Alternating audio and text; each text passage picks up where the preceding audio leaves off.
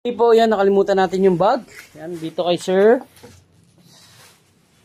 Iverson, yan, kay Sir Iverson. Yan yung order number. Yan, take lang natin yung bag.